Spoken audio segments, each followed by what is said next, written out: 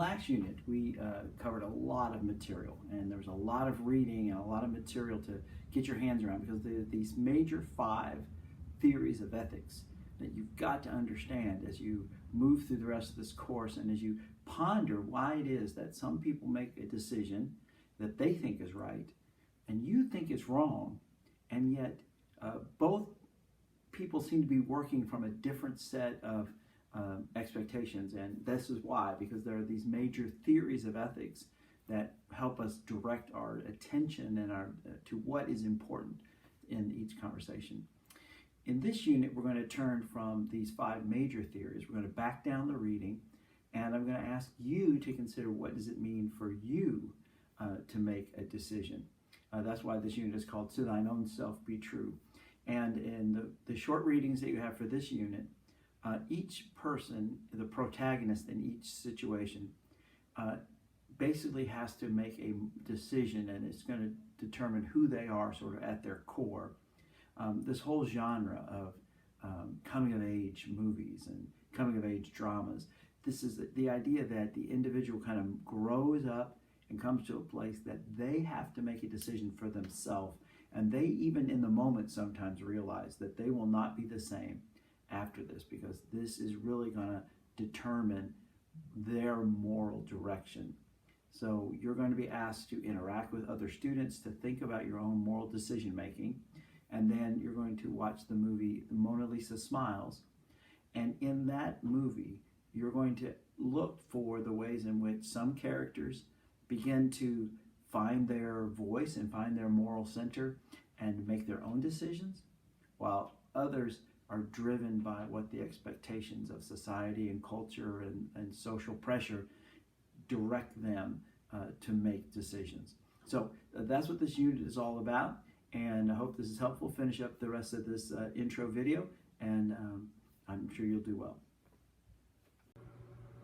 So this brings us to a famous quote from Shakespeare in play Hamlet. It is Polonius is talking to his son, who's about to go back to college. And Polonius gives his son a bunch of advice, and he says, above all else, to your own self be true. And this is used oftentimes as a great piece of wisdom. In fact, I did an entire chapter in a book on the philosophy and Shakespeare, where I analyzed this quote in particular, and it's used over and over and over again in graduation speeches and all kinds of different formal talks where people are trying to use this quote to say, be true to yourself. But there's an underlying problem. If I'm trying to find out the meaning of life, if I'm trying to find out what's right and what's wrong and what it means to be a good person, where did I get that idea? How can I be true to myself if I'm not sure that myself is being a good person? If I'm not even sure what it is to be me, then being true to myself is basically a circular argument.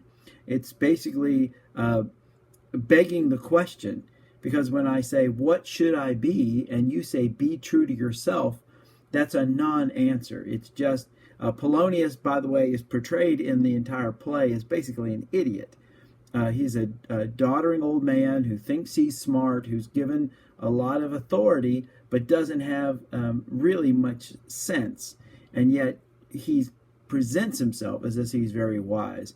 And so this wisdom to his son, be true to yourself, is really not saying anything at all. So if we're not careful, we can sort of fall into the idea of sort of in searching for ourselves, and something we sort of identify maybe with the hippie movement, people that sort of went off to try to find themselves.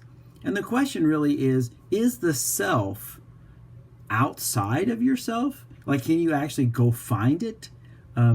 So the idea of we want to try to discover what it is that makes us who we are, and something about that process has to be more internal rather than looking for it in some other place. And so we want to know to ourselves, how do we come to understand our values that we hold, and how do we find ourselves and find our moral center? So this brings up the German philosopher Friedrich Nietzsche.